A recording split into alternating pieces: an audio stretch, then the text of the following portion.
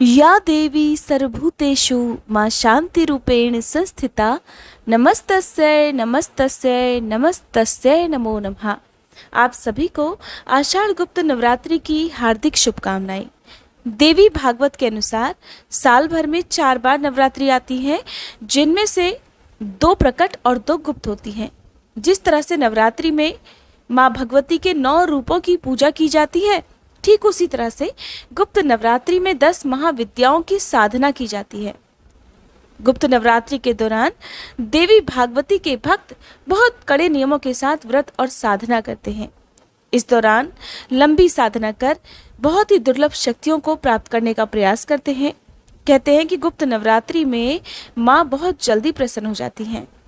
गुप्त नवरात्रि के दिनों में 10 महाविद्याओं में, जिनमें माँ काली, माँ तारा, माँ त्रिपुर भैरवी, माँ षोडशी, भुवनेश्वरी, छिन्नमस्ता, माँ धूमावती, बगलामुखी, मातंगी और कमला देवी की पूजा करते हैं।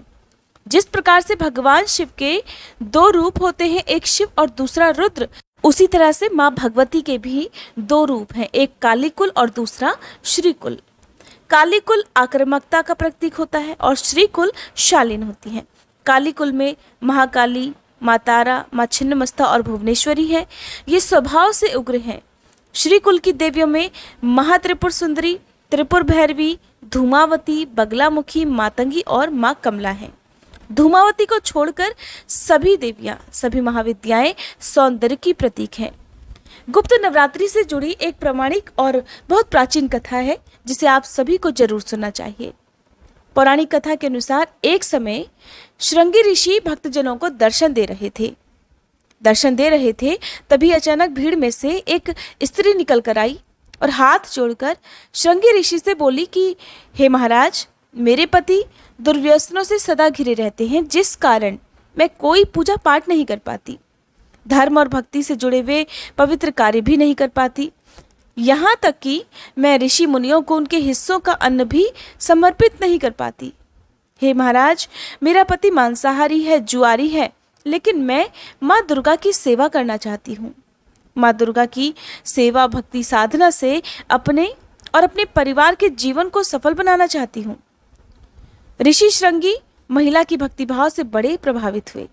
उन्होंने उस स्त्री को आदरपूर्वक उपाय बताते हुए कहा कि वासंतिक और शारदीय नवरात्रि से तो आप सभी परिचित हैं, लेकिन इसके अलावा 2 नवरात्रि और भी होती हैं, जिन्हें गुप्त नवरात्रि कहा जाता है।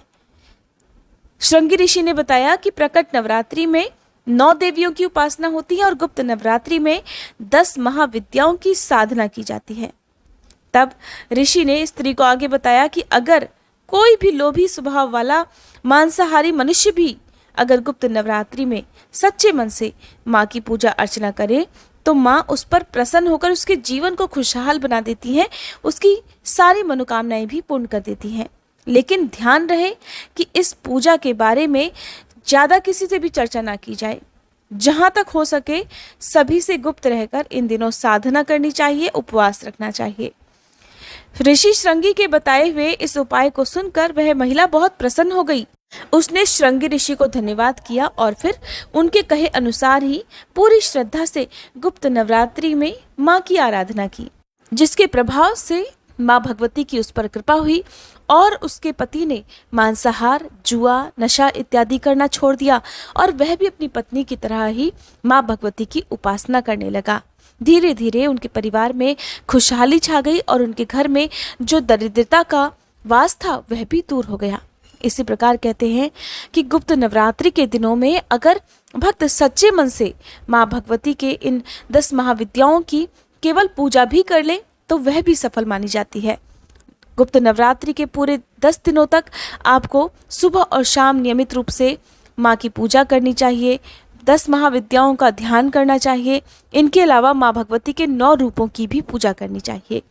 अगर आप उपवास ना भी रख पाए तो भी आपको अपने घर के मंदिर में ही माँ दुर्गा सप्तशती का पाठ करके हर दिन नियम से व्रत की कथा पढ़ने और सुनने के बाद आरती करके माँ को लौंग बताशे का भोग लगाना चाहिए। माँ इससे ही प्रसन्न हो जाती है। साल 2022 में आषाढ़ गुप्त नवरात्रि प्रारंभ होंगी 30 जून गुरुवार से और समाप्त होंगी 9 जुलाई शनिवार के दिन। प्रतिपदा तिथि रहेगी 30 जून को, और इसी दिन घट स्थापना यानी कि कलश स्थापना भी की जाएगी। हालांकि गुप्त नवरात्रि के दिनों में कलश स्थापना करना अनिवार्य नहीं होता है। आप बिना कलश स्थापना के भी हर दिन पूजा कर सकते हैं, उपवास रख सकते हैं, और अंतिम दिन कन्याओं को अपने घर पर बुलाकर पूजन भी नहीं किया जाता है, क्योंकि ऐसा करने से फिर गुप्त नवरात्रि का महत्व नहीं रह जाता, ये गुप्त नवरात्रि नहीं रह जाती, इससे सभी लोगों को पता चल जाता है।